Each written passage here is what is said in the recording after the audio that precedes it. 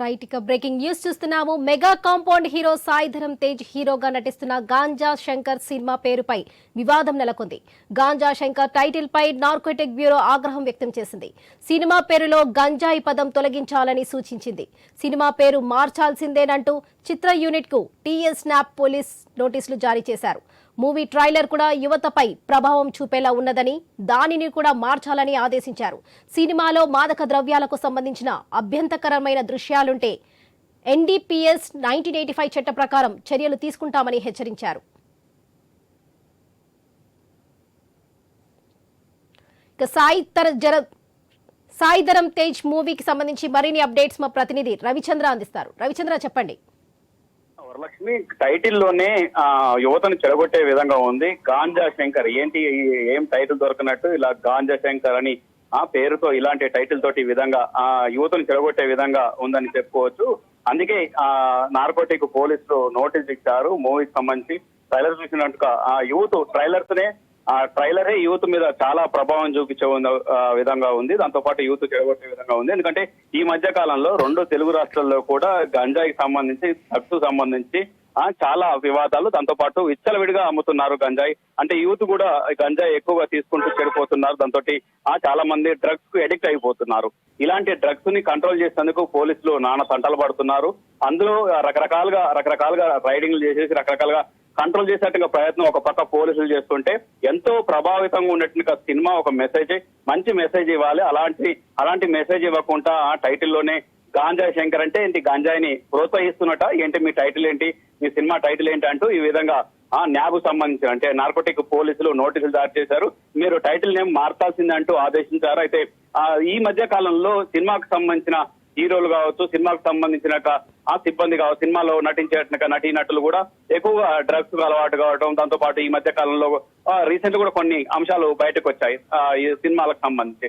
అంటే ఈ విధంగా సినిమాకు సంబంధించిన ఈ విధంగా సినిమా వల్లే ఈ విధంగా వివాదాల్లో ఉంటున్నట్టుగా సమయంలో వాళ్ళు అదే విధంగా ఈ విధంగా టైటిల్ పేర్లు పెట్టేసి గాంజా శంకర్, ఈ విధంగా గూడుంబ శంకర్, గతంలో ఈ విధంగా ఇలాంటి పేర్లు వచ్చాయి కదా, దీంతో యూత్ చెడిపోతుంది, యూత్ మీద ఎక్కువ ప్రభావం ఉంటుంది.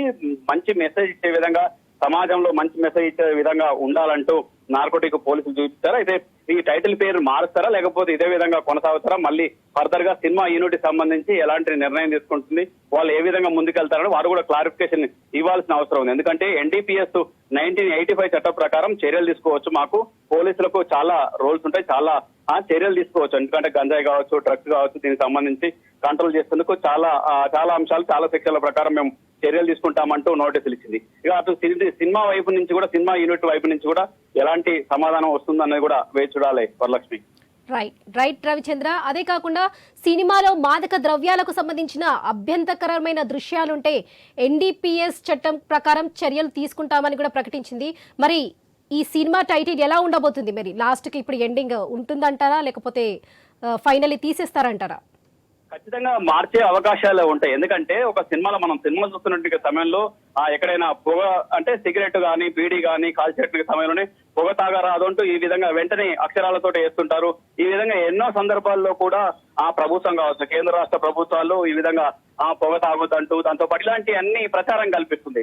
ఒక పక్క ప్రభుత్వం ప్రచారం కల్పిస్తూ, మరో పక్క అంటే సినిమా యూనిట్ కి సంబంధించి అదే వీళ్ళు అనుమతులు కూడా ఇవ్వాల్సి ఉంటుంది. అంటే ప్రభుత్వం కావచ్చు, దాంతో పాటు సినిమాకు సంబంధించి అలాంటి ఆ విధంగా చేయకుండా, దాంతో పాటు మద్యం సేవించడం హానికరం ఇలాంటి అన్ని కూడా పెద్ద పెద్ద సినిమాల నుంచి చిన్న సినిమాలు, ఈవెన్ సీరియల్లో కూడా ఒక పక్క ఇలాంటి అక్షరాలతోటి వేస్తుంటారు, ప్రచారం చేస్తుంటారు.